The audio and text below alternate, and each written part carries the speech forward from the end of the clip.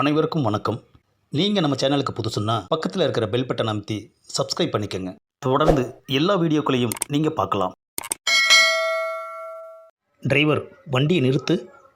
மறுபடியும் என்னப்பா? ஒரு ஆஃப் வாங்கணும். ஏப்பா மறுபடியும் ஆஃபா?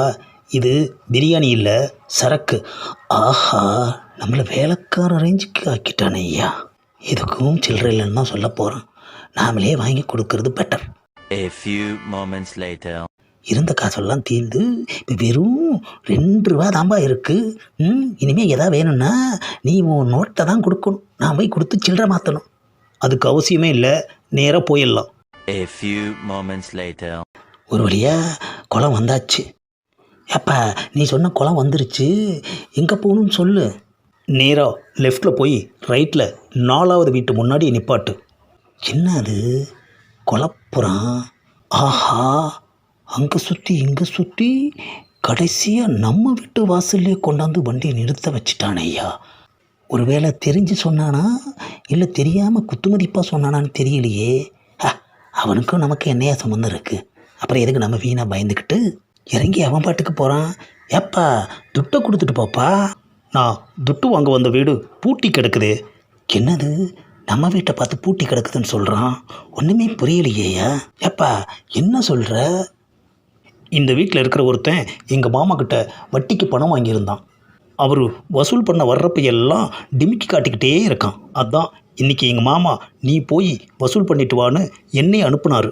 வீடு பூட்டி இருக்குது, பரவாயில்ல, எவ்வளோ நேரம் ஆனாலும் அவன் வர்ற வரைக்கும் இங்கேயே 2 பேரும் வெயிட் பண்ணுவோம். உனக்கு வெயிட்டாக நான் வெயிட்டிங் சார்ஜ் கொடுத்துட்றேன், போதுமா? நம்மளை தேடித்தான் நம்ம ஆட்ட வழியே வந்திருக்கானே ஐயா. நல்ல வேலை நாம தாங்கிறது அவனுக்கு தெரியலை. உண்மையை சொன்னால் கடனை கேட்பான், சொல்லலைன்னா காக்க வைப்பான். திருடனுக்கு தேள் கொட்டின மாதிரி ஆயிடுச்சையா நம்ம நிலமை. எங்கே நழுவுற? இல்லைப்பா, வீட்டுக்கு போகிறதுக்கு நேரமாச்சு. அப்போது இது யாரோட வீடு? ஆஹா, நம்மளையும் தெரிஞ்சுதாயா வந்திருக்கான். ஆனால் தெரியாத மாதிரியே கடைசி வரைக்கும் நடிச்சிருக்கானே ஐயா. என்ன முழிக்கிற? நான் சொன்னதெல்லாம் கப்ஸா. அது மட்டும் இல்லை, நானும் இதே ஏரியா தான். அடிக்கடி உன்னை தேடி கடன் கொடுத்த ஒருத்தர் வந்து உன்கிட்ட காசு கேட்குறப்பெல்லாம் நீ அவருக்கு பயங்கரமாக அல்வா கொடுத்து அனுப்புறதை கவனிச்சுக்கிட்டே இருந்தேன். பாவம் அவர். அதே மாதிரி உனக்கு ஒரு நாள் நான் அல்வா கொடுக்கணும்னு நினச்சேன். அதுதான் இப்போ கொடுத்துட்டேன். அல்வாவுக்கே அல்வா. எப்படி, ஓகேவா?